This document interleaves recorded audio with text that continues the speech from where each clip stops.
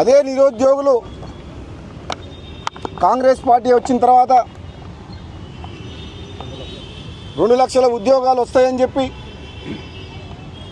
Group 1 group 2 అన్ని రకాల పరీక్షలు కూడా కాంపిటేటివ్ ఎగ్జామ్స్ పారదర్శకంగా పెట్టి మాకు న్యాయం జరుగుతుందని భావించింది. కాంగ్రెస్ ప్రభుత్వం వచ్చిన తర్వాత అనుకున్న స్థాయిలో 2 లక్షల ఉద్యోగాలు ఇవ్వకపోయినా సరే 50,000 ఉద్యోగాలు ఇచ్చింది.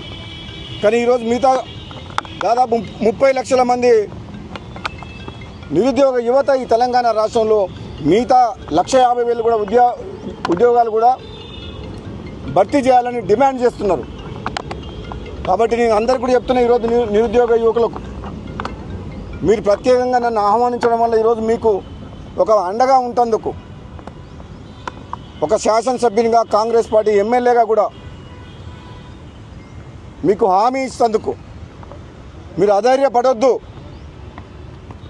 మీకోసం, మీరు కన్న కలల కోసం, మీ ఆకాంక్షల కోసం, యువత యొక్క ఆశయాల కోసం మీతో తోడుంటా, మీ వెనకాల ఉంటా, మీ ముందుంటా అని చెప్పి మీకు ఒక మాట ఇస్తందుకు, ఒక అన్నగా మీ అందరికి ఒక కుటుంబ సభ్యునిలాగా నిరుద్యోగ యువకులందరికీ కూడా ఒక అండగా నేను మాటిస్తున్నా. మీకు ఆలస్యమైన మాట వాస్తవం.